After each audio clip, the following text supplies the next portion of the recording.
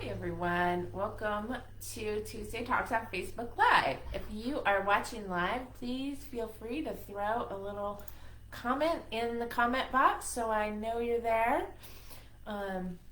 Looking forward to today's topic. This is one that I'm pretty nerdy about. I know that's hard to believe, but yeah. So today's topic is motivations for recovery. And I think when I think about motivation for recovery, we generally think about these two categories. So there's internal motivators and there's external motivators. And internal motivators get all the good press, quite frankly. People say, unless you want to change for you, you won't succeed, or, you have to find a reason to get sober for yourself. And as usual, I'm going to challenge that conventional wisdom just a little bit today. So first of all, let's really break apart these internal motivators versus external motivators. So when we talk about external motivation, we're talking about things like pressure from your job, maybe a DUI or some other kind of legal issue. Maybe your spouse is harassing you, or you're having some marital problems. Maybe you just get dirty looks from the neighbors when you dump all the bottles in the recycling bin every week. Maybe you just can't afford to continue your habit. So these are all kind of external motivators. These are things outside yourself that are motivating you to seek recovery. And then we have our internal motivators, which are kind of the internal reasons that you might choose to change for you. So if an external motivator is pressure from a job, an internal one might be, well, I want to keep my job, right? Or maybe I want to get a better job. Maybe I just want to be more present and supportive to my friend's spouse, mother, sister, daughter, friend, whatever, right? Maybe I just want to be more present and supportive. Maybe I just want to be more present, period, in my life, and remember the night before. Maybe I realize I'm just not really living within my values, and so one of my internal motivators is to really just live more in tune with my values and not waste so much time being loaded. Or to be more authentic and true to myself, because I recognize that I'm not super true to myself when I'm under the influence. Maybe I want to save money, right? These are all kind of internal motivators, reasons that I want to get sober just for me. And like I said at the beginning, internal motivators kind of get all the good press in the recovery field, right? So a lot of treatment is all about building internal motivation to get sober. And it is true that internal motivation is really important, right? Internal motivation, it's really going to give you the staying power. Recovery is not easy. Staying sober when your brain and body have gotten used to being under the influence, that it's hard and it's a long-term commitment, right? You really need some staying power. And if you're only getting sober to make your spouse happy, to make your boss happy, to get the law off your back, that's not going to give you good staying power. And it's not going to keep you sober when no one's watching, right? So that's why we talk so much about building internal motivations. But when I got sober, when I first started on my recovery journey, all I really had was internal motivation. I had kind of drank my way out of medical school, and so it was, there wasn't a possibility that I was going to get back into school at that point. Like, they were like, see ya, and I was like, yeah, fair enough, right? So that wasn't really, that wasn't salvageable, so that wasn't really a good external motivator. I didn't have any legal issues. I didn't have a job because I had just been a student, so I didn't have that kind of external motivation. I was really, really good at hiding my addiction, as many of us are, right? So I didn't even have a lot of friends or family that were really concerned about my use and pressuring me to give up. So I didn't have a lot of those external motivators. And external motivators are really good for things like overcoming denial, right? So we can't have an addiction without having denial, right? If addiction at its core is continued use despite negative consequences, right? Unless we deny either how bad those negative consequences are or that they're even negative consequences at all. Like, maybe I didn't want to get my degree from medical school. Ridiculous, right? So overcoming denial, those external motivators can be really good at making us kind of look at our addiction and go, oh yeah, this is really a problem. Maybe, and my experience was my self-esteem was like gone. I was barely feeding myself at that point. So staying alive was hard enough work. Staying alive and making my life better, that seemed even more unattainable, right? So my self-esteem and getting sober for me, just for little old me, since I didn't have a very good opinion of myself, that wasn't actually a very good motivator. When our batteries are drained or we have the effits, I'll call it the effits, right? We all know which word I'm substituting here. Where you're just like, screw it, I'm going to drink, or screw it, I'm going to go get loaded. This is just too hard. I'm worn out. I'm just going to go do what I know how to do. External motivators can be really, really helpful then. And our external motivators can also be a good way for us to build internal motivation. Kind of alluded to that with the overcoming denial thing.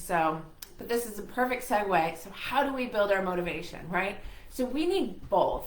Honestly, I think we need both these internal reasons to get sober and these external motivations, which are also, it's kind of accountability, right? It's a little bit of external accountability. So how can we use our external motivators to build our internal motivation?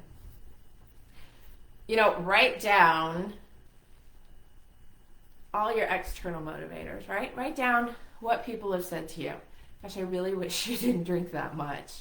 Gosh, your anxiety seems to be off the chart and we don't think you should get your degree. All of those kind of external motivations that you might have. And then look at them. Maybe you have a DUI. Maybe you've gotten in trouble at work, right? So make a list of all your external motivations and then find the value for yourself, right? So maybe you got a DUI. We'll use this example. So you got a DUI. That's a good external motivation. Now you have to go to treatment. You have to go to court. You have to keep yourself out of jail. You have to pay all these fines. These are all really good external motivations.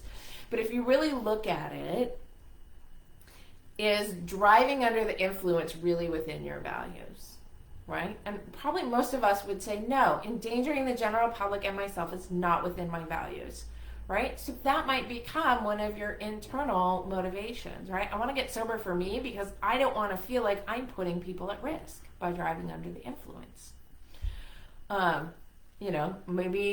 Maybe you're paying a bunch of fees. Well, I don't value paying a bunch of fees for a DUI ticket, right? So I want to save money, and that could become kind of an internal motivation. So make a list of your external motivations, translate it on a separate piece of paper to how you could use that to develop internal motivations. And then I would say, set aside the external motivators and really focus on the internal component, because again, that's going to be most of your staying power. But don't throw away your list of your external motivations altogether, because those will come in handy, and we'll talk about that in a little bit. Another way to build up some internal motivation is to just write down a list of kind of the bad things about your addiction, the bad things about your substance use disorder. I I got sick. I, don't feel like doing anything on Saturday morning because I'm still hungover from the night before. I spend a lot of money and I can't go around people when I'm high. Write down all those bad things about using, and then make a similar list of the opposite, right? I'll get up early on a Saturday morning and be able to do things that I really want to do, or I'll save money, or whatever. All of those good things that you are looking forward to about sobriety, or that you hope that you will bring into your life about sobriety. And again, I would then just set aside that list of kind of the bad things about your addiction. Again, we don't want to dwell in that, right? Our statement 9 tells us the past is gone forever. We can go look at that list later. That might come in handy if we need to remind ourselves. But what we really want to focus on is all of the good things that we're working towards.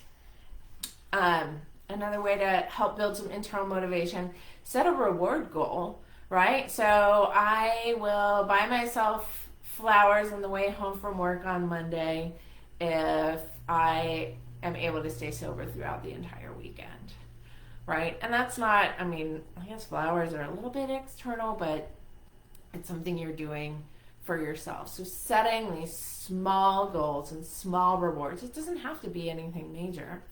Maybe it's like your guilty pleasure TV show, right? I'll watch one episode of The Walking Dead every night that I stay sober. I don't know, whatever your guilty pleasure is.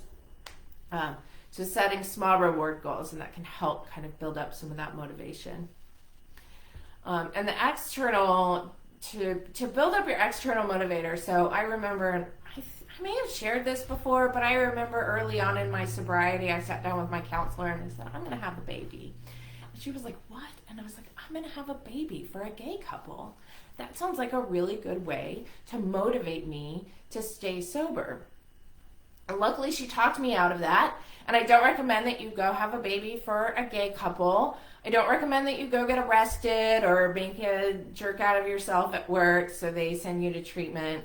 But there are some healthier ways to build some external motivation. Number one is to maybe tell a trusted friend or family member or all your friends and family, if you're feeling super brave about it. Tell people, I'm going to be sober. I'm working on getting sober.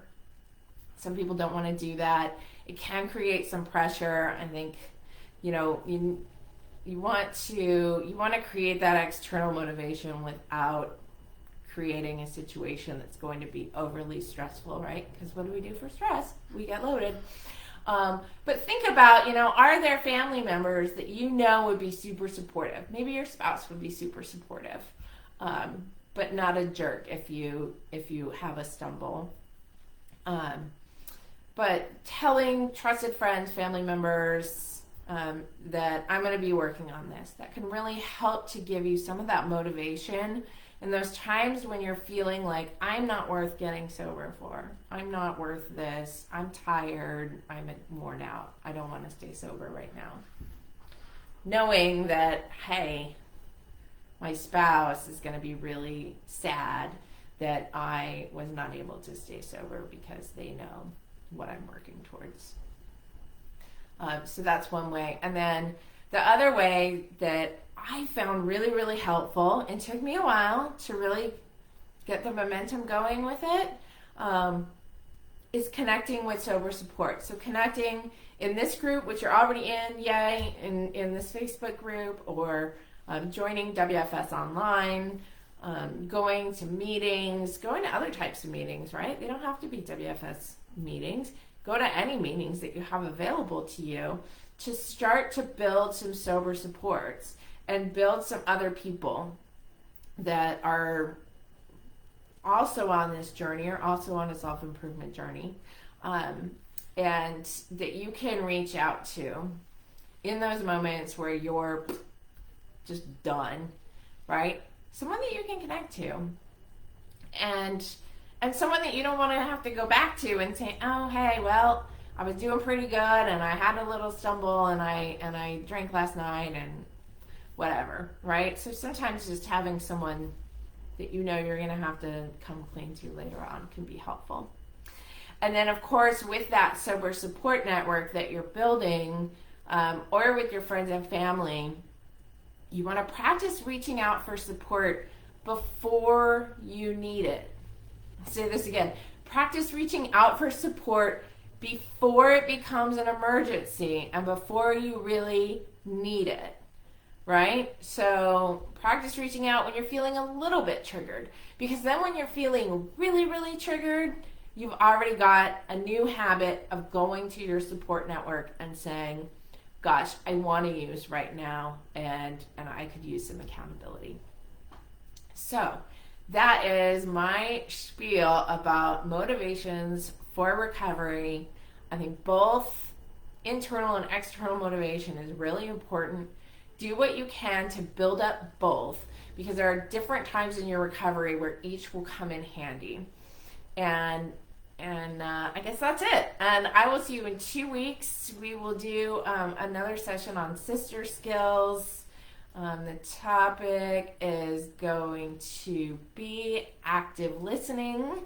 And I will see you in 2 weeks here on Tuesday Talks on Facebook Live. Bye-bye.